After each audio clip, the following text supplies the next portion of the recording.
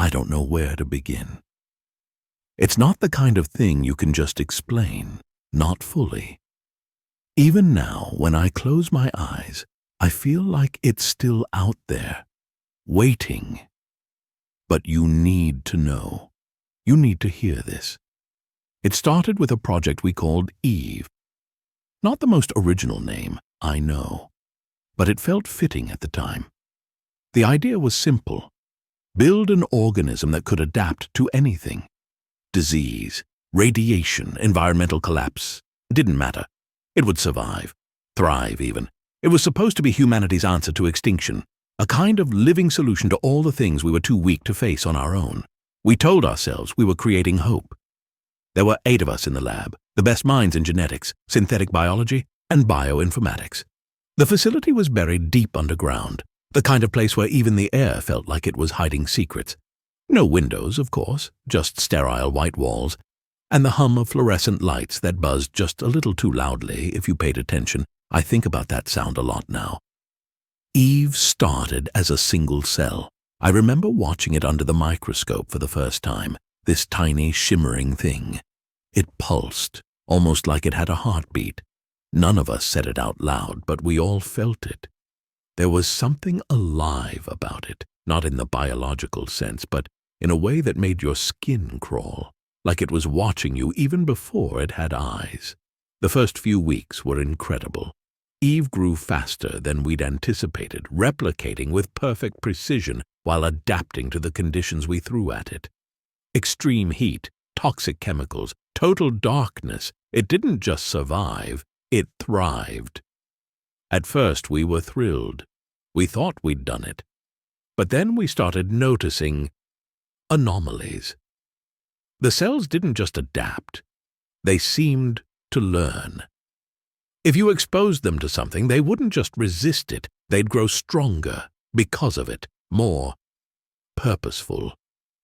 It's hard to explain, but it felt like it was anticipating us, like it knew what we were going to do before we did it. And then there was the smell. God, I'll never forget that smell. It started about a month in, this faint metallic tang that hung in the air.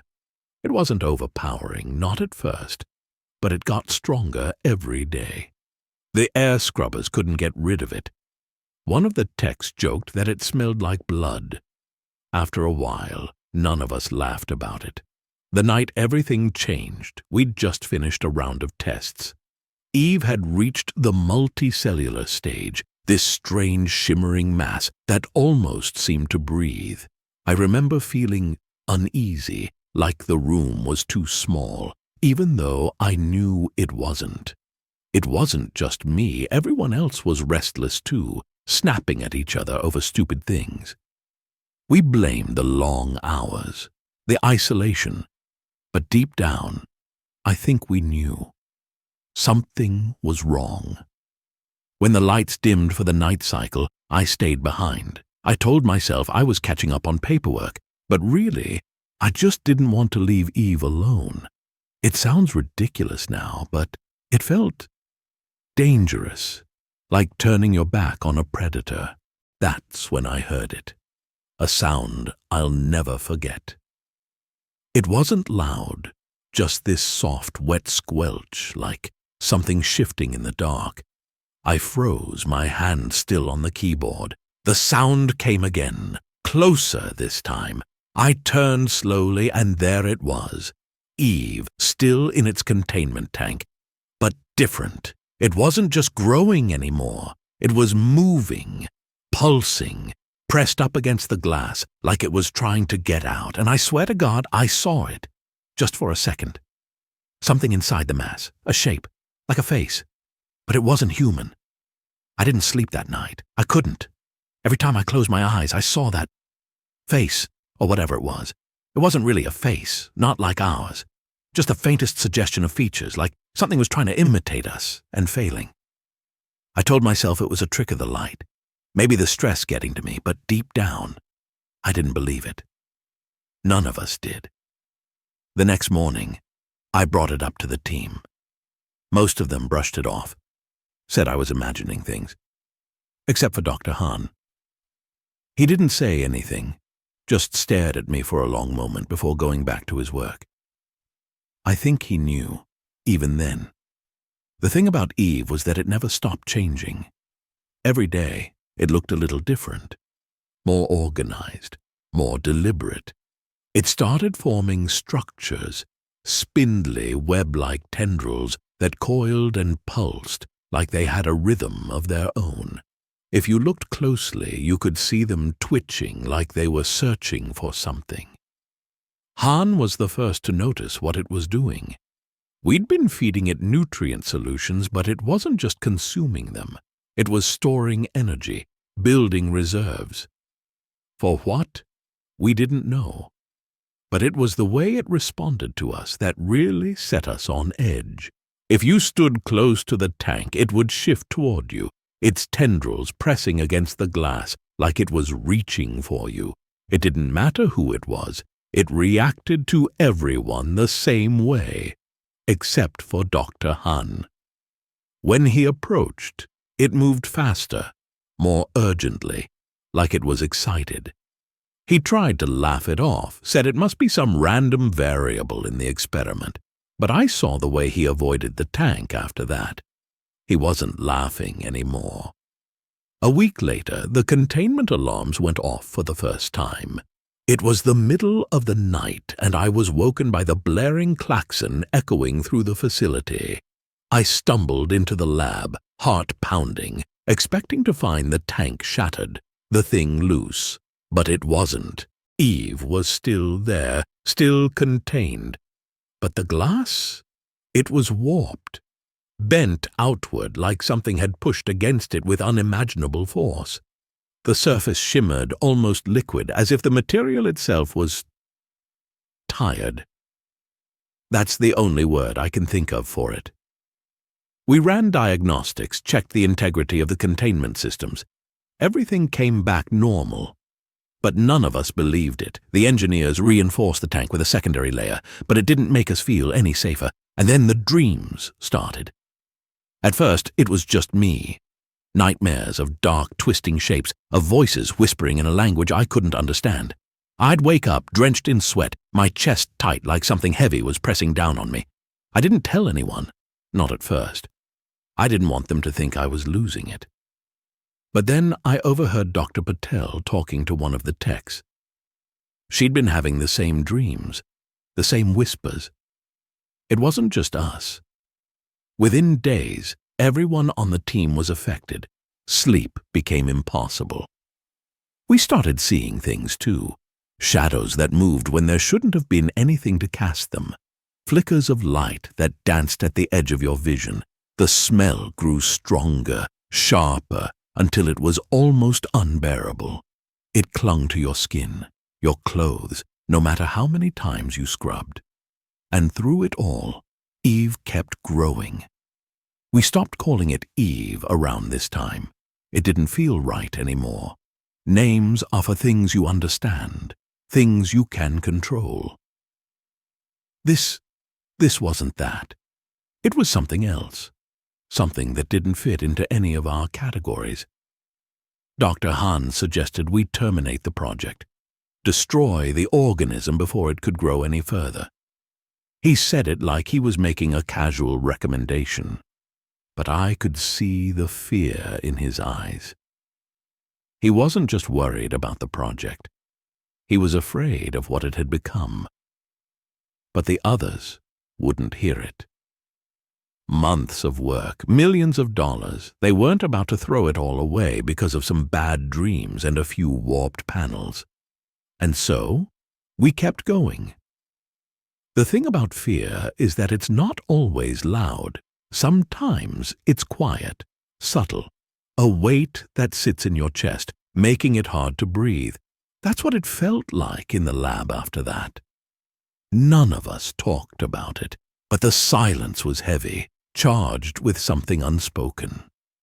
And then, one night, Dr. Han didn't come back. We found his keycard near the entrance to the lab, but there was no sign of him. Security footage showed him walking into the lab around midnight, alone. He never walked out. The cameras inside the lab malfunctioned during the same time frame, of course. We told ourselves it was a coincidence, that he must have just left somehow. But deep down we knew better, because when we checked the containment tank, Eve was no longer the same. The tendrils were thicker now, more defined. They pulsed with a rhythm that was almost human, and at the center of the mass, something new was forming. A shape, vague and indistinct, but unmistakably there. It looked like it was trying to stand. We didn't know what to do. Han's disappearance hung over us like a shadow, but no one wanted to say the obvious. It had something to do with it. The thing in the tank. The lab felt wrong after that. Too quiet, even with the constant hum of the equipment. No one stayed late anymore. No one worked alone. Patel started carrying a pocket knife, like that would do any good. The rest of us just tried to keep our heads down, pretending that if we followed the protocols, everything would be fine. But nothing about this was fine. It was about a week after Han vanished that the power outages started. Short, almost unnoticeable at first. The lights would flicker, the monitors would reset. We wrote it off as a glitch in the system. The facility was old, after all. These things happened. Then, one night, the power didn't come back. I was in the observation room with Patel, reviewing the latest test data. The air was heavy, the way it always was now, thick with that metallic tang that seemed to seep into everything. We barely spoke anymore. What was there to say? When the lights cut out, it was so sudden I thought I'd gone blind. The hum of the machines stopped, plunging the room into an unnatural silence. My first instinct was to grab my phone for the flashlight, but the screen stayed dark. Dead. "Backup generators will kick in," Patel muttered, her voice shaking just enough to notice. But they didn't. We sat there, frozen in the dark, waiting for something to happen. And then we heard it. A sound from the lab. At first I thought it was the air system sputtering to life, but it wasn't.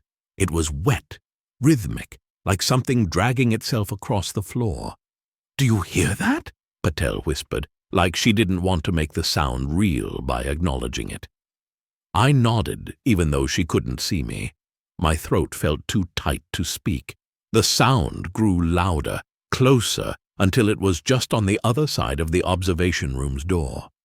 The handle rattled once, softly, as if someone was testing it. I don't remember breathing. And then the power came back on. The lights flickered to life, the machines hummed, and everything was normal again. Except for the smudges on the glass. They were faint, almost like fingerprints, but wrong. Too long, too thin, stretching across the observation window in patterns that didn't make sense. Patel wouldn't look at them. I couldn't stop. We didn't tell the others. What would we have said? That something from the tank had touched the glass? That it had almost been inside the room with us? It sounded insane, even to me. But things didn't stay quiet for long. Over the next few days, the power failures became more frequent, more deliberate. It wasn't just the lights or the machines anymore. The whole facility seemed to shudder under the strain, as if the building itself was groaning. And the organism, Eve, or whatever it was, kept changing. The shape inside the tank grew more defined, more human. But not quite. Its proportions were wrong, elongated and warped, like it was mocking the idea of a body rather than replicating one. It started making noise, too. Not sounds, exactly, but vibrations. Low, deep pulses that you didn't so much hear as feel, thrumming in your chest like a second heartbeat. By the time Dr. Elkins broke down, none of us were surprised. She was the most optimistic of the group, always the one trying to keep morale up. But one morning, she just snapped. "It's feeding on us," she said, her voice hoarse from screaming. "You don't get it! It's in our heads! It's eating us from the inside!" We tried to calm her down, but she wouldn't listen. She clawed at her own skin like she was trying to peel something off, muttering about the whispers, about how they wouldn't stop. Eventually, she locked herself in the medical bay and refused to come out. None of us pushed her. We understood, because she wasn't wrong. The dreams were getting worse, more vivid. It wasn't just shapes and whispers anymore. Now, there were memories. But they weren't mine. They felt old, ancient, like they belonged to something else entirely.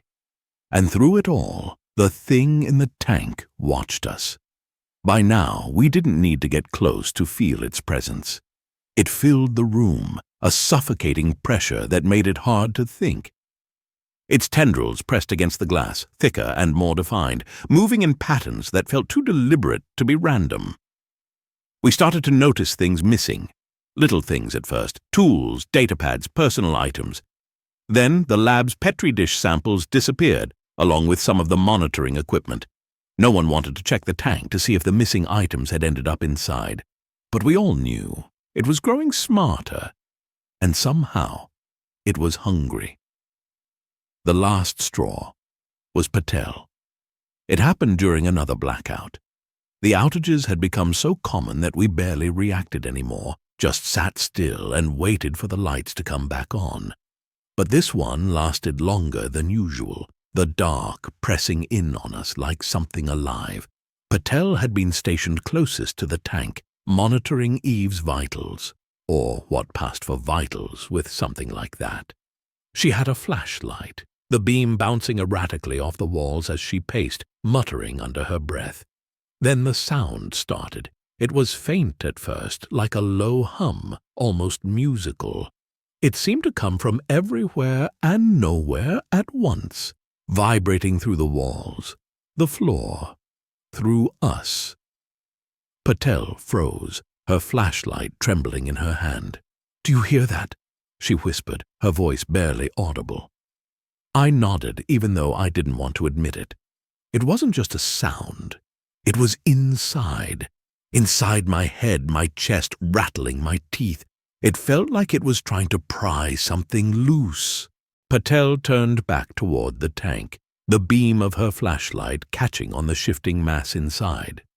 For the first time, I saw it move in real time, not just pulsing or growing, but actively reaching, the tendrils pressing against the glass in perfect synchronization with the hum.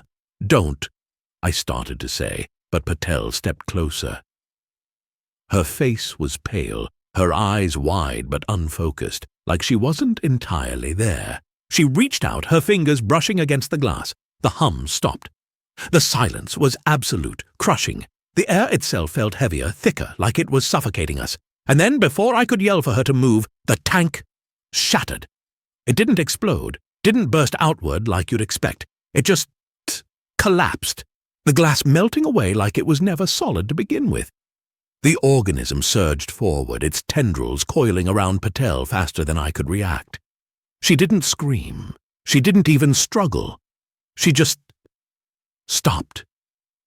One moment, she was there, her hand still outstretched, her eyes locked on the thing in front of her. The next, she was gone. Not pulled into the mass, not consumed in a way that left remains. Just gone, like she had been erased from existence. The rest of us fled. We didn't speak, didn't plan. We just ran.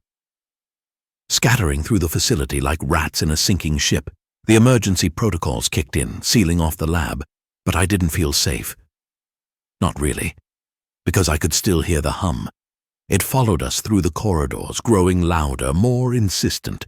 The lights flickered erratically, casting long, distorted shadows that seemed to stretch toward us. I found myself in the storage bay with Dr. Elkins and two of the techs. No one spoke. We just sat there in the dark, trying to make ourselves small, trying to breathe quietly. That's when Elkins started crying. "It's not just in the lab," she whispered, her voice barely audible over the sound of her sobs.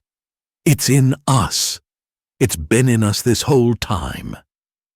I wanted to tell her she was wrong, but I couldn't, because I could feel it too. It wasn't just the dreams or the whispers or the pressure in the air.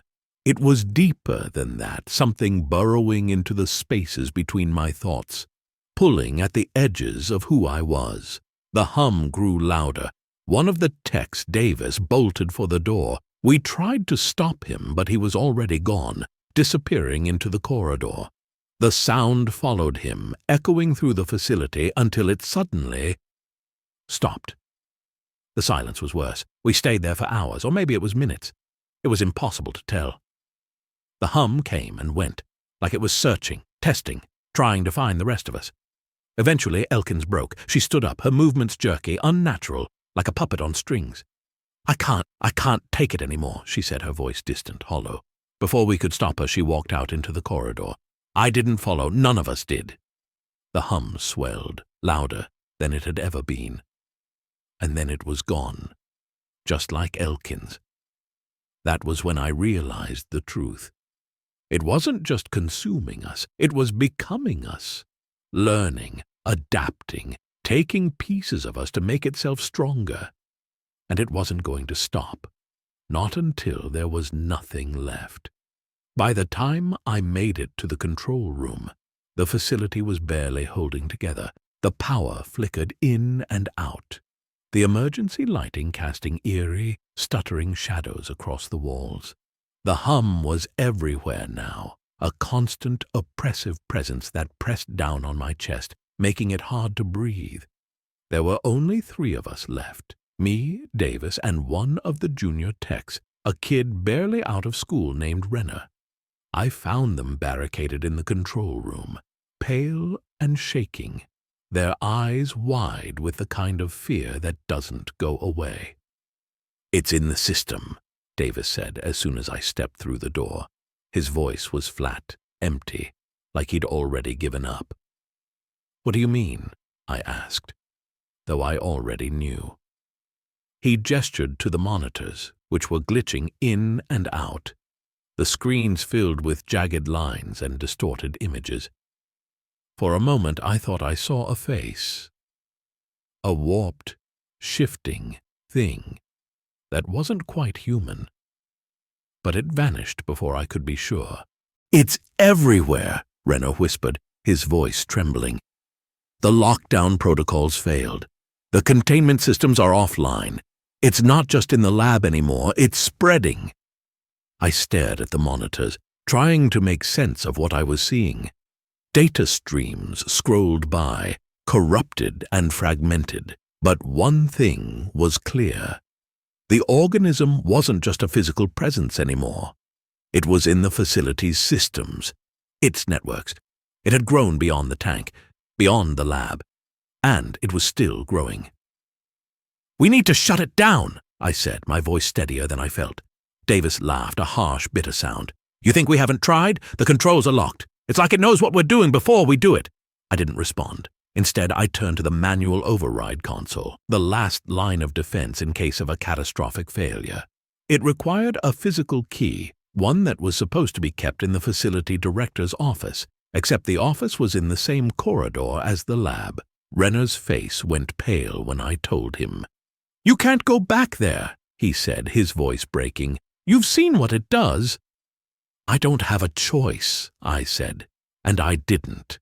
I grabbed a flashlight and a fire axe from the emergency supplies, though I doubted either would help me. Davis didn't even look up as I left. Renner muttered something under his breath that sounded like a prayer. The corridor leading to the director's office felt longer than it should have, the walls stretching endlessly in the flickering light. The hum was louder here, almost deafening, a deep, bone-shaking vibration that made it hard to think. When I reached the lab doors, I hesitated. They were open. The room beyond was dark, but I could see the containment tank, or what was left of it. The shattered remains glimmered faintly, covered in a thin, oily residue that caught the light in strange ways. And at the center of the room it waited. The organism had changed again. It wasn't just a mass of tendrils anymore. It had a shape now, vaguely human, but wrong. Its proportions were off, its limbs too long, its movements too fluid. It didn't have a face, not exactly, but there was something about the way it turned toward me that made my stomach lurch, like it knew me. I didn't wait for it to move. I bolted past the open doors toward the director's office. The key was right where it was supposed to be, hanging on a hook by the desk. But when I turned back, the thing was there, standing in the doorway. I froze, my fingers gripping the key so tightly it cut into my palm. The organism didn't move, but I could feel it watching me, studying me. And then it spoke. Not with words, not exactly. The hum shifted, patterns forming in the vibrations, shaping themselves into something almost like language. It wasn't a voice I heard, but 1,000 voices, all speaking at once. Some of them were familiar, some of them were Han, Patel, Elkins. "You cannot destroy us." The words echoed in my head, not sound, but thought, pressing against my mind like a vice. I stumbled back, clutching the key, my legs barely holding me up. Somehow, I made it back to the control room. I don't remember how. Renner was gone, his chair overturned, his flashlight still flickering on the floor. Davis was slumped against the console, his eyes blank, his mouth hanging open in a silent scream. I didn't stop. I couldn't. The manual override was stiff, the mechanism resisting me like it didn't want to move. For a moment, I thought it wouldn't work, that the thing had already taken control of it too. But then, with a groan of protesting metal, the switch flipped. The facility's emergency purge system activated, a deep, rumbling vibration shaking the walls. The lights dimmed, then flared bright, bathing everything in harsh, blinding white.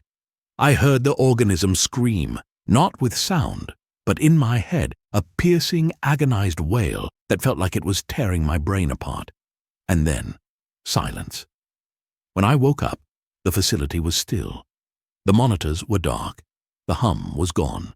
The air smelled burnt, acrid, but clean. I was alone. Or at least, I thought I was. Sometimes, late at night, I still hear it. Faint, distant, just at the edge of hearing. The hum. And I wonder if I really stopped it, or if I just set it free.